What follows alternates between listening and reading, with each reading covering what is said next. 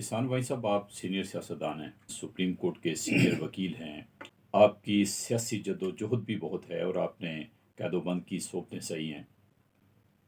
PTI से जिस तरह से लोग निकल रहे हैं और भाग रहे हैं, पाकिस्तान की सियासी तारीख में कभी पहले भी ऐसा हुआ है? मियाँ साहब, क्योंकि उस पार्टी का आप हवाला दे रहे हैं जिसको मैं पॉलिटिकल पार्टी मानता नहीं, क्योंकि ये एक शख्सियत की बनाई हुई एक पार्टी थी जिसको मैं सियासी पार्टी नहीं कहता। पार्टी थी लेकिन सियासी पार्टी नहीं थी। पर सियासी पार्टी नहीं थी क्योंकि उसमें कोई कमिटेड पॉलिटिकल वर्कर्स नहीं थे। इमरान खान के साथ एस्टेब्लिशमेंट थी या वो लोग थे सेकंड लीडरशिप के जो मुख्तलिफ सियासी पार्टियों से चंद एक अंग्रेज के दौर से चले आ रहे थे बिकते हुए और कुछ जर्नैलों की औलादों में से थे, तो वो पॉलिटिकल लोग उसके इर्द गिर्द नहीं थे। तो इसलिए मैं ये साफ ये बात कहूँगा कि जिस वक़्त इमरान खान शख्सी पार्टी को जिस वक़्त अपने हरकत की बुनियाद पर जब पार्टी मुसीबत में आई तो क्योंकि पॉलिटिकल वर्कर्स थे नहीं साथ, या वो इमरान के चाहने वाले थे या वो पॉलिटिकल सेकंड लीडरशिप थी जो मुख्तलिफ सियासी पार्टियों से होते हुए आई हुई थी। कोई नून लीग में, पीपल्स पार्टी में, उसके बाद पीटीआई में, इस किस्म के लोग थे। और चंद एक जो बड़े नून थे वो जर्नैलों की औलाद थी जिन्होंने मशरक़ी पाकिस्तान के खिलाफ जंग लड़ी हुई थी और मुल्क तोड़ा हुआ था। इसलिए ये इस तरफ से बिखरी कि सियासी पार्टियों की बेइज्जती भी हुई, पॉलिटिकल वर्कर्स ने अपने को ह्यूमिलिएट होते देखा।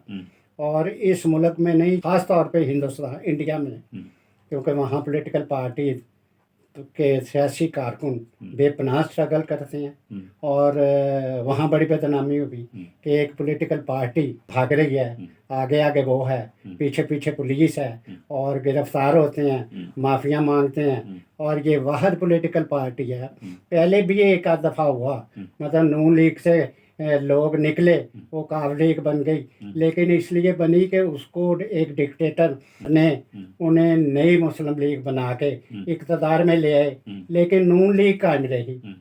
अब ये लोग जिस वक़्त भागे, अफसोसनाक बात ये हुई कि ये भागने के बाद इन्होंने माफिया मांगी, प्रेस कॉन्फ्रेंस की कि हमारा तहरीक इंसाफ से कोई ताल्लुक़ नहीं, हमारा इमरान खान से कोई ताल्लुक़ नहीं।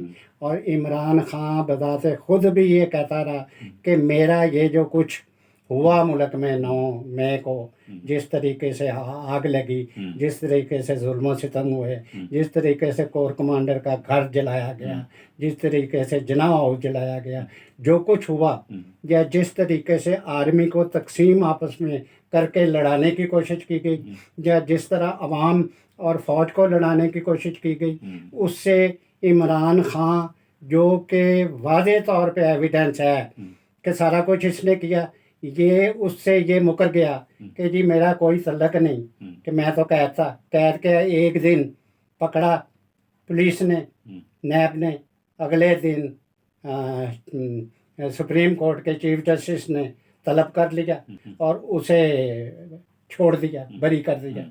मैं ये बताता चलूँ कि माजी में ना मशरक़ी पाकिस्तान की पॉलिटिकल पार्टीज़ में ये हुआ, ना मगरबी पाकिस्तान की पॉलिटिकल पार्टीज़ और पॉलिटिकल लीडर्स ने इस तरीके से किया।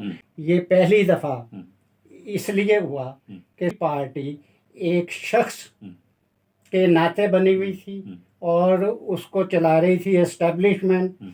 जब मुसीबत पड़ी तो वो वर्कर्स भी भागे और लीडरशिप भी भागी।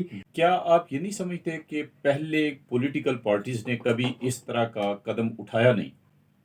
कभी किसी ने फौजी अदारे या रियासती अदारों पे हमला किया नहीं, क्योंकि इन्होंने हमाकत से ये अमल किया और बाद में इनको एहसास हुआ कि इतना बड़ा कदम हमने उठा के एक तरह से रियासत को... आप ठीक कह रहे हैं। ये प्लानिंग के तहत था कि हमने इन्होंने फौजी जर्नैल भी कुछ साथ में लाए हुए थे, कुछ ब्यूरोक्रेट भी साथ में लाए हुए थे इमरान खान, और चीफ जस्टिस ऑफ पाकिस्तान भी साथ था, और कुछ हाई कोर्ट के जजेस भी साथ थे।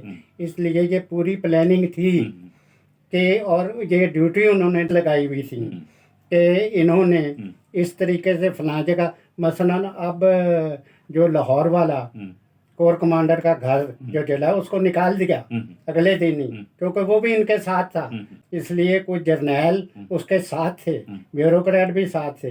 ये तय हुआ था। कोयटे में भी उन्होंने कोर कमांडर के घर हमला किया, फायरिंग के नतीजे में वो बच गया।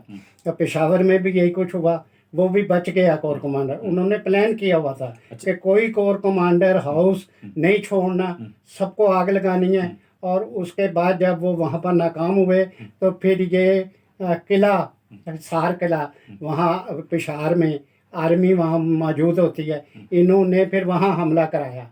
और फिर वहाँ पर मैं वादे करूँ, लोगों को नहीं पता, वहाँ पर फौज और इनके पॉलिटिकल जिनकी ड्यूटी थी उनके दरमियान फायरिंग हुई मियाँ साहब, आपस में मुकाबला हुआ।